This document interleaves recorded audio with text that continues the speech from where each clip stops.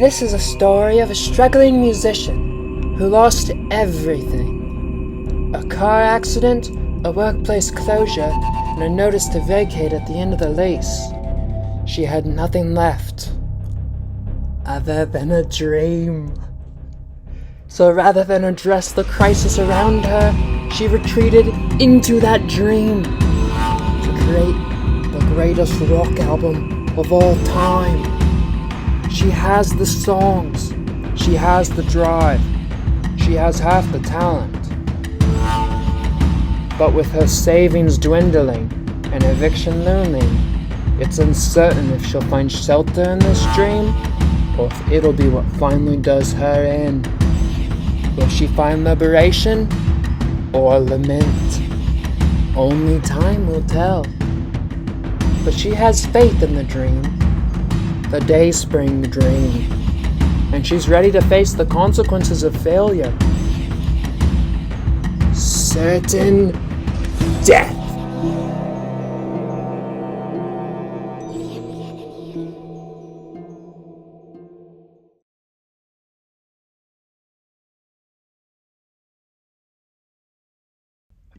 Good morning, Dayspring dreamers.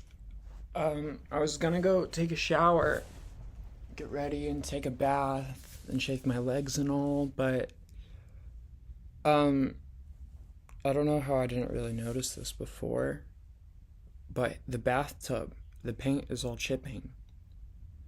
And I've had like thousands of baths in there.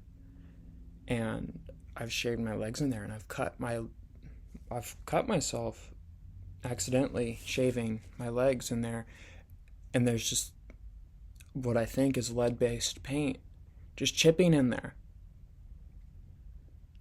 It wasn't disclosed to me before I moved in, and like the house is super old, so it might be lead. I'm gonna get like a test kit or something, or figure something out. But like what? This was not disclosed to me. I don't really know what to do. And it's not like I don't know what to do. I'm stressed out. Yeah. And like my landlord is just this guy. And like he's like in Thailand or something. Like he just fricked off to Thailand and he lives there now. So like what even can I do? Hey y'all, I laid down the tracks, and then before mixing I went to go to that chapel in the woods. I went to go down to sit, and right by the glass I saw this really poignant message in the stained glass window that I'm going to put on screen. Maybe it was interesting. The architecture of that place is so incredible. One time I went in there, this was days ago, and I was looking at it, and I was looking at the stained glass windows, and I was looking at how everything was organized, and I was thinking, this perfectly lines up with the tree of life. And the Seraphit, I think I'm pronouncing that correctly. I'm not like well versed in Kabbalistic literature, but wouldn't you know it, I didn't pronounce it right. It's Sphirot. I kind of like drew it, and I drew crosses by it because I was having my Eastern Orthodox psychosis moment a couple months ago. Which we've all had an Eastern Orthodox psychosis moment. It's just too beautiful. The harmonies are enough to get anyone involved. And then I have a story. One time, this was when I was thinking that I needed to destroy the band I was in, not destroy the band, but needed to confront someone about something that I thought wasn't unnecessary. It's not like it was a huge violation and like super unethical, but it just like wasn't cool, you know? Well, it kind of was. Well, it's complicated. It's complicated. I'm not going to get into it because that does no one any good. and it doesn't even serve the story. Pretty much, I was in a moment of reflection and all this, and I went to see my brothers. They picked me up and they took me out deep into the country to this ceremony to see this Eastern, because I was having an Eastern Orthodox moment at this time, but they took me to this ceremony to see the blessing of the waters. Snow was still melting. You can see pictures of that on my Instagram, but that's not important. Pretty much though, what I saw was in the lake, a dead fish the size of my whole forearm. And Jesus's sign is the fish, and also the last astrological major age we were in for like the last 2,000 years or something was the age of Pisces, which is also the fish, and it's about compassion, love, self-sacrifice, and the shadow side is, like self-pity and overindulgence of that, and your genealogy of morals. You can see a connection there. And before that was the age of Aries, and obviously the classical world, it fits. And now we're in the age of Aquarius, and that happened right like a lot of people consider 2025, which is also the year of the snake, but 2025 to be the start in earnest of the age of Aquarius. And there I was just after New Year's at this blessing of the waters, and I just saw this dead fish. And then I'm thinking, how am I most loyal to divinity? By following what I think is true, or what I feel to be true, or connecting to this ancient past. Is our purpose here spiritual development through religion, or to spiritually develop religion and have us all ascend upwards towards the divine? Or is that hubristic to even assume that we could do that? I don't know. I don't know. But I do know that whenever I have the moments, it's real. It's real. And I can't explain it. But this isn't a bit. And it's real to me. And it's kind of scary sometimes. But it's been there all my life. And yeah.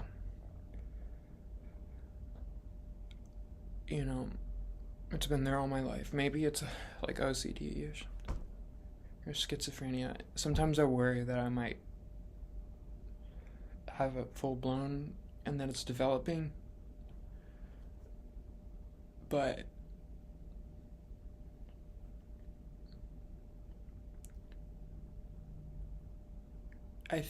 mostly I'm okay.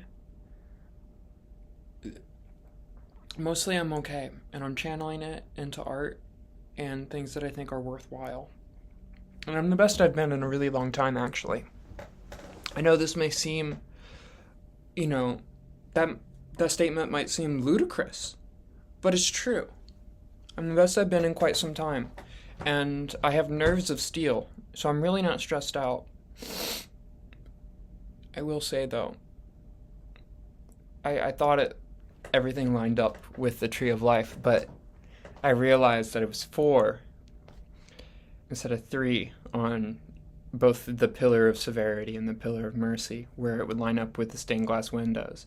But on each side it was could be seen to represent the divine masculine and divine feminine. And it's one thing I am very grateful towards my explorations with Eastern Orthodoxy is a greater understanding of the divine feminine through a study of Theotokos. And which, Protestants, you gotta respect Mother Mary. I don't know what's going on over there. I think a lot of the problems in our country might be attributed to a lack of respect for the Virgin Mary. You can quote me on that. Put that on a billboard. it's the new age of rock and roll. It's the age of Aquarius. The old is falling away. I will say though, I was kind of I started to feel terror whenever I noticed that it lined up with the tree of life, or thought that it lined up with the tree of life. And then when I noticed that it didn't, I just felt kind of a feeling of disappointment more than anything else. Not really relief, just disappointment. But that night, I'd mixed and moved around, and in one of my visions, I saw the chakras going down, and I saw that overlaid on top of the tree of life. And I saw, the heart chakra. It's like the Star of David, I believe. So that was interesting, which it's all just sacred geometry, But then a couple days later, I realized more. And I might talk about that more, but I'm feeling like I shouldn't right now. I'm feeling like what I observed shouldn't be shared at this moment. But I might at a future point tell you more about what I learned through the fusion of Eastern Orthodoxy, Jewish mysticism, and like chakras and everything. I spent a lot of my life trying to find answers, and I stopped, and I focused more on acceptance and doing what I can do, and I found a lot more answers that way. I found a lot more peace that way. And it was never my intention to storm the heavens and demand understanding from God. But I think I ended up doing that at points, which was kind of a violation against it. I'm demanding that I know this thing. Not thing, but I'm demanding that I know this. I'm demanding the answers. I'm going for it. And I know I don't want to be known all the time, all at once. It's a process, it's a time, it's a relationship. And I gotta be,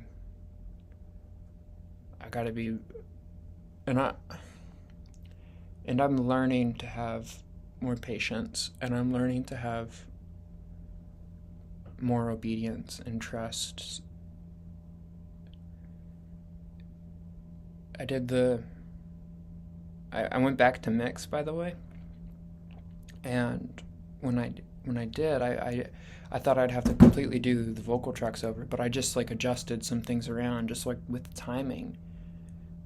And it sounded great, and I just mixed it slightly for 10 minutes, and I'm listening to it back, and I'm like, I can save this. This is good to go. It took so much less time than I thought it would, which is weird, because last night I couldn't sleep because I was just thinking about how I wish I was mixing. I wish I got the vocal takes. I wish I got it so I could mix, and I could mix all night. But I can't sleep, and I can't do anything else with this energy. But I think that was just because I had too much coffee, and maybe not, though. Maybe it was important. Maybe that restlessness was something. It wasn't a full moon. It was just a new moon lately. But yeah, my goal for today is to set up the music video that I can get it released tomorrow. I really can't have really fast turnaround time because my boss is a bitch and makes me stay up until 6 a.m. to get shit done. But I get things done. And I say stuff like that, but this is the most fun I think I've ever had in my entire life. I'm doing what I feel like I'm supposed to be doing, and even if it's temporary, and even if it will have grave consequences for me, for this moment, there's never been anything sweeter. There's never been anything more abundant. I feel like I'm radiating abundance. I feel like life is flowing out of me in every direction. It's incredible. It's beautiful. I love this feeling. Even when things are hard, it's like, it's incredible. I feel divinely blessed. And I'm just overpouring with that. People will say I'm crazy. There's one person in particular who's gonna message me after this, and who I know, who's a friend of mine who I went to high school with, and he's gonna say, "Eliza, you need to take your medication." But I don't have any medication because I'm totally off the grid. I don't even have a credit score. My mind is totally free to just.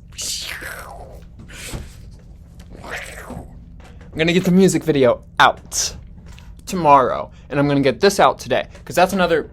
I'm gonna get this video out today. I'm gonna set up the music video for tomorrow. That's my goal. If I can do that, I will be very satisfied. Longtime Dayspring Dreamers know about the condition of my phone and about how it keeps turning off randomly. But what they might not know is that I have this old phone that was on my dad's plan, which I left when I moved and stuff because I got my own shit. But my brothers held on to it, and they recently gave it back to me. So I was thinking I could transfer over all my data and like my SIM card and like my eSIM and all that over to it, but I ran into some hurdles. Mainly, they didn't tell me on the customer support app thing that it was locked, that this one was locked to AT&T. So I went and they deactivated this one and tried to send it over and kept doing all these different things that could like get it over here, and then at the very end they're like, "Oh, it's locked to AT&T. You got to contact them." I'm like, how the hell am I going to contact them? It wasn't my plan, and it was my dad's, and now, like, and me and him are getting closer, but we don't really talk, and, like, now I couldn't even have the option because I can't text, because my service is gone, and it's currently 7:53, and the AT&T's all near me all close at 8, and like I'd have to Uber over there, and like my phone keeps dying, and like, so I don't have. Dad, if you're watching this, can you please contact AT&T and get them to unlock this iPhone? It'd be really appreciated. If you want it back, you can have it. Like, if you want it back, you can have it. I never intended to take it. And I feel like maybe it might be cursed. But, Dad, you gotta do one thing for me. You gotta like, comment, share, and subscribe. And I will give you back your property.